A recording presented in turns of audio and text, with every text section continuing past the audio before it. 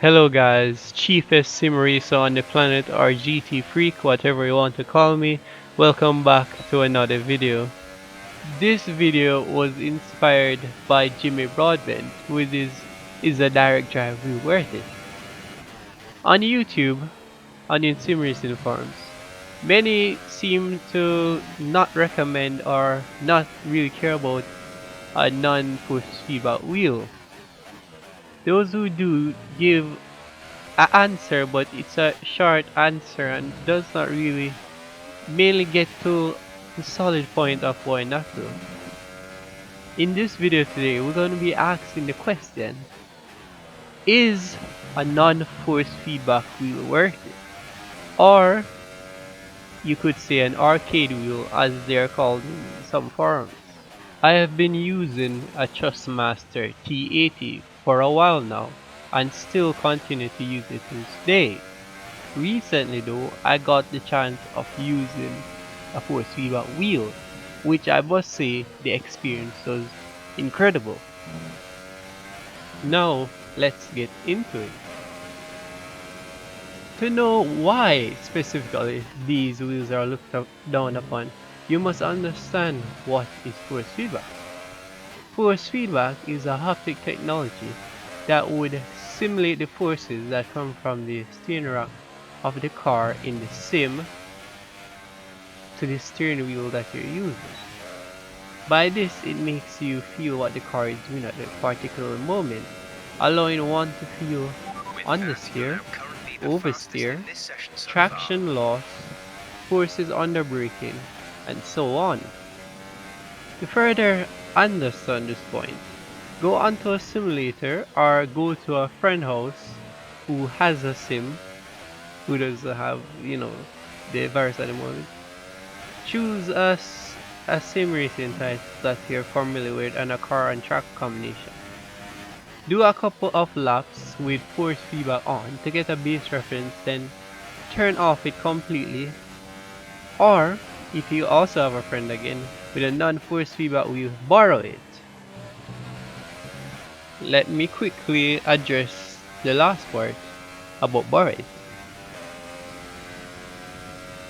When a non-force feedback wheel, fresh out from the factory, usually come with a bungee cable, such found in the Thrustmaster T80, which does a little thing similar to motors usually found in a force feedback wheel, such as centering the wheel.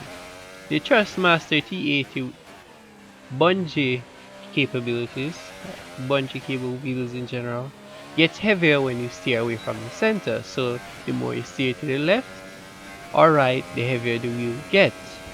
It wants to give you a decent experience, but it doesn't really work out in the end. So even if you do turn off force feedback on your wheel, you may still be slower than actually using a non-force feedback wheel from the factory. Now, do you see how important force feedback is? A couple of days ago, I was a little ignorant, I would say, and recommended the Trustmaster T80 as a good option to pick up, because that's what I've been using for a while. But I was so wrong. In F1 2018, my best lap time on the default setup at the Australian Grand Prix track went from 122.824 to a whopping 120.9 in just a mere 5 lap stint, which my original time took me around 15 laps to set. Don't get me started on the video I posted a couple of days ago at Spa in Assetto Corsa Competizione using the Ferrari 488.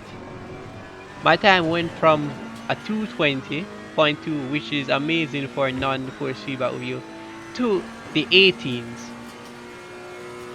It was the same with the other tracks, usually shaving off 2 or more seconds, with absolute much better consistency than I had with T80.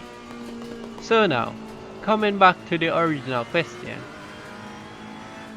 are non-force feedback wheels worth it? No, and kind of yes. If you're very on the cheap and you have a console or something, say you want to play Gran Turismo Sports and you just don't have the time, just don't have the patience to buy a better force feedback wheel, the Thrustmaster T80 would be a very compatible wheel. Or you can search on the used market and see if you can find a deal on a wheel that is compatible with it. For me though, at the moment, I have to continue using my T80 because that's what I have. After this pandemic has settled down, I'll be surely upgrade to the mid-range, where the true beast starts. If you have a store near you, get a T150. And if you have the cash, buy it and you won't regret it. It has been GT Freak. If you like the video, consider subscribing and liking the video. I post tips, settings and guides using my T80 at the moment. My current goal for the upcoming video is to reach A+ rank in Gran Turismo Sports to compete at the top level with other YouTubers. Hope to see you next time. Peace.